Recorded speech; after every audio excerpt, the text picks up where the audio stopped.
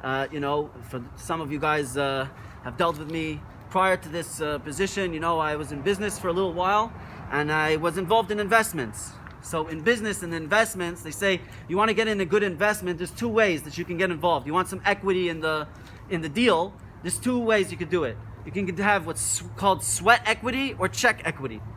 Sweat equity means I don't have any money. So what do I do? But I have knowledge and I'm willing to work. So I'll go run around, I'll do the deal for you, I'll put the deal together, I'll find the lender, I'll find the money, I'll find the property manager, I'll put the business together. So I'm putting my sweat in, so I get a percentage of the ownership for that. You have another guy that says, I don't have time for that, I'm a doctor, I have money. So he gives check equity. So you have two ways. You can buy in either with your work or with your money. The same thing by Torah. Kohelet tells us, B'tzela chokhmah, b'tzela kesef. The wisdom is a defense, and the Torah is and the money is a defense. They're equal. Somebody who studies Torah and somebody who supports Torah. Those are both ways you could buy in. You could buy into this beautiful investment we have of being Israel, either by studying the Torah yourself, or you can support Torah scholars, those people who study Torah. Wisdom. There's a question in Masachet Berachot, Afyud Aleph, Tosafot there asks, how come when we study Torah, we don't make a beracha? Every time we study Torah, we make a beracha in the morning, we don't make another beracha for the rest of the day. How come we don't make a beracha every time we open a book of Gemara? Al Achilat Gemara. Why we don't do that? Every time you go in the sukkah, you have to make beracha lishev basukkah when you eat in the sukkah. How come by there you have to make a beracha, but by Torah you don't? So Tosafot answers. It's brought down in Michtav Me'Eliyahu. He brings this down. He has a beautiful essay about it. You can read it in length. But he brings down there that the reason is because Torah is different. Torah, you're obligated at every moment. We have an obligation at every single moment of day and night to study Torah. So we never take our mind off Torah. Even when we're involved in our worldly pursuits, even when we're at work or something like that, we're waiting. When am I going to be able to get back to the Gemara? When am I going to be able to get back to it? So you're constantly thinking about Torah, and therefore, you never really took your mind off Torah, you're good for the whole time. There's no separation. That's what it says in the Tosafot. The Gemara in Eruvin says that in Shir Shirim we say, Shechorot ka'orev, that they're blackened like a raven. The Gemara says there that it refers to Torah scholars. What does it mean, Shechorot ka'orev? Shechorot is shachar, the word morning.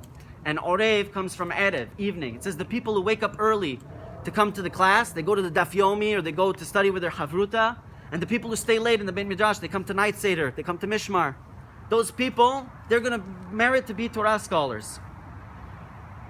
But it goes on and gives another interpretation. It says, what does it mean, Shechorot ka'orev? That he's makshir panav, he darkens his face through the intensity of his learning. He's so intense in his learning that it weakens his face, as it were. That's the intensity we're supposed to have in our Torah study. So if we have that intensity, then we'll merit the Torah, we'll merit the blessings of Tiferet from wisdom.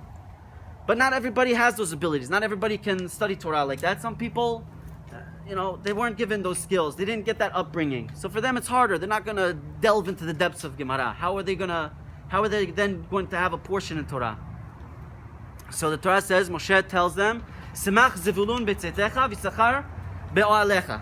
Says, Zivulun, rejoice in your going out for business, and Yisachar in your tents. The Torah puts Zivulun first. Why? Because Zivulun and Yisachar had a deal. Zivulun would go work, and Yisachar would study Torah. Zivulun would support the Torah scholars in their studies. But the Torah puts Zivulun first. So we see that even the supporters of Torah, they even have, as it were, a precedence to the Torah scholars. The Torah says again, Eitz Chaim Hila Machazikim Ba. It's a tree of life to those who hold on to it. Who are the Machazikim Ba? Who are the people who hold on to it? It's not the Torah scholars, because that's the Eitz Chaim itself. They're the Torah itself. They're the embodiment of Torah. So who's the Machazikim Ba? That's the supporters of Torah, those who hold it up by financially involving themselves, by helping them whatever they can.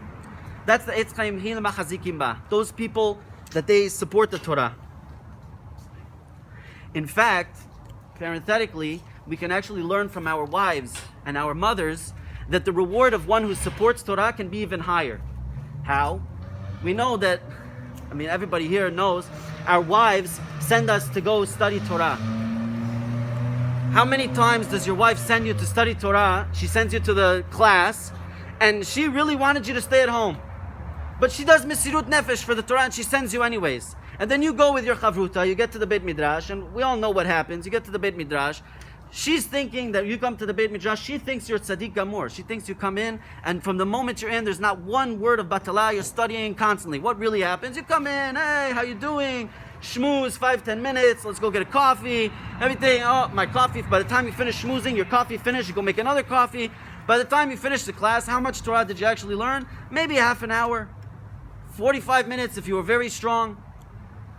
Does your wife lose out now on the mitzvah that she sent you to learn for a whole hour and you only learn half an hour? Why is that her problem? So Rabbi said, no, she gets rewarded for the whole time.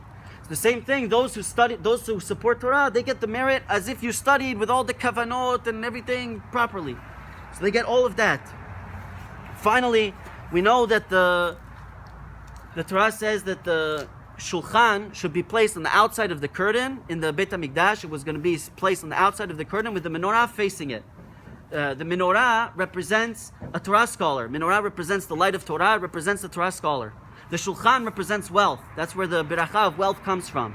So it says in Gan Eden, also representative of the Beit HaMikdash in this world, in the world to come, also the menorah will face the shulchan. The Torah scholar will face the one who supported him, which means that in Gan Eden, a supporter of Torah, even if he never studied Torah in his life, he just supported the Torah scholars, he's going to be in Gan Eden sitting with the rabbis in the high yeshiva. He's going to sit across from them. He's going to be the chavruta with them. They're going to teach them all the Torah that they learned in this world. That's what we learned from the Beit HaMikdash. So that's somebody who has money. So last point, I know speaking at length here, but hopefully you'll forgive me. So that's fine. So somebody who has wisdom, he can study Torah. Fine. We know he's going to get a portion. Somebody who has money, we know he's going to get a portion. He can support the Torah scholars. What about somebody who has no money? How's he going to get a portion? He doesn't have brains. He doesn't have money. What's he going to do? Poor guy. The Ben Ish Chai says that actually that's who has the obligation to support Torah scholars. That's the person who's going to get the mitzvah. It's the person who doesn't have the means to support himself. He's the one who's really obligated to support. Why? It's because the rich man, you don't need a mitzvah to tell him to support the Torah scholars. Obviously, if the guy has more than he can afford, he can't leave his brother starving.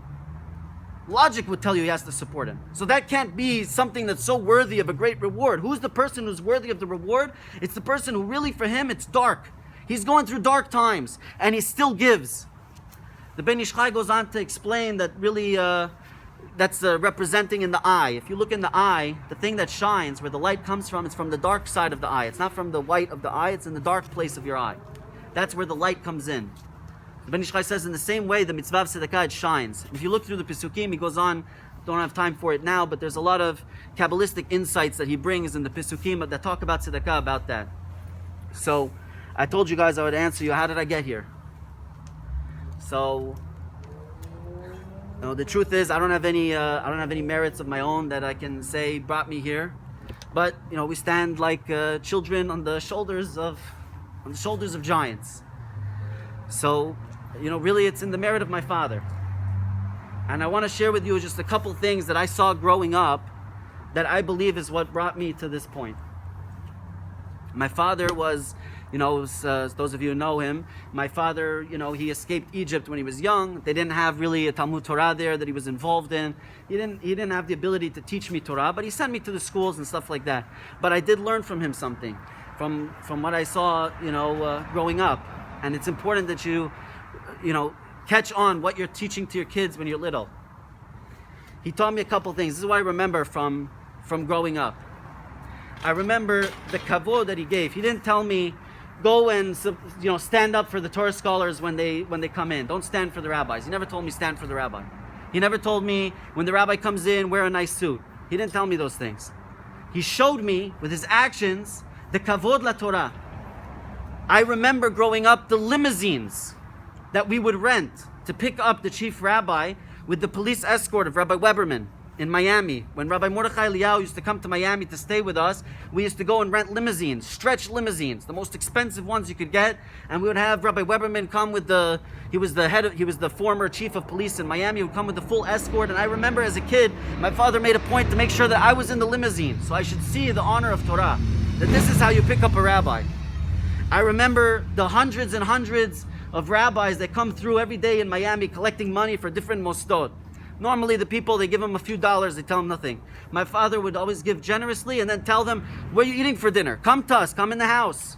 And I remember seeing all these rabbis come, and my dad tell me, "Hey, we have a rabbi tonight for dinner. Well, make sure you're wearing your shirt. Go put on the button-down shirt. Make sure I have a nice shirt on. Not to, the rabbi's here. We have a rabbi, a guest from Israel. He's going to share some words of Torah. You have to be dressed nicely." I remember those things. Those things are what stuck in my head. I remember seeing my father bend down and kiss the hand of the rabbi. And I know I want to leave, so I want to tell you just one last point, because this is something that for me stuck in my head until now, of the importance of Torah. Besides, I don't know if you make a calculation how many, probably hundreds of thousands of dollars our parents spend on us to go through schooling in Torah schools, just to, maybe we learned the Chumash or something. That's a different thing. But I remember we drove to what's called, in Miami, they call it Little Cuba. I remember we drove there, and he took me as a kid. We went to this big warehouse, and we walk in the warehouse, and it's all textiles. These huge, big rolls of material. I said, "What are we doing here?" He says, "Just come with me." I said, "Okay." We go, and he's looking through, and my father, if you've ever met my father, he's not a fashion guy. He's not that into fashion. And he's feeling the materials, how soft it is, everything like that. He gets the finest material, blue thing. He tells the guy, "Cut so much." I said, "What are we buying this for?" He says, "We're going to make the rabbi a custom suit." I said, "Why don't you just buy him a suit? But get him Armani if you want to." He says, "No, the rabbi, you have to get him a custom suit." I said, "Okay." So we get the thing. And then afterwards I was thinking, I tell him in the car, I was like, I saw a sign on the door. It says they deliver. This was the part that blew my mind. I told him, "It says they deliver. Why didn't you just have them deliver the material to the house?" He tells him, "Why am I going to give some guy our mitzvah?" He says, "You're going to buy something for the rabbi, you go buy it yourself. You go do the mitzvah yourself." Until today, I still remember that trip, because it made such an impression on me. So you want to be part of Yisrael, you want to be part of that mission of emphasizing Torah, of glorifying Torah. You have to think for yourself and for your kids, am I living the Torah? Am I honoring the Torah? Am I doing those actions that are going to show to the next generation this is the importance of Torah? That's the mitzvah. So Chazal tell us in Masechet Shabbat, Daf Chav Gimel Amud Bet. This is, I'm not saying that this is of me, but clearly this is what the rabbis tell us. I give everybody this blessing, they should be able to fulfill this. It says, whoever loves the rabbis will have sons who are rabbis. If we want this mission to work out, that our children will be like that, then you have to show your love for the rabbis, support them, support the Torah, study the Torah. I'm sure Rabbi Cohen will give us a plug soon. We have a new program here collecting, if you want to become a partner with us, you can partner with us monthly. I'm sure he can walk you through the details. You can ask the Rosh Kollel, he'll tell you how to sign up. Just tell us that you want to do it, we'll figure out how to do it. But with that, I guess Shabbat Shalom. I have a minyan for Arvit. Thank you, Joe.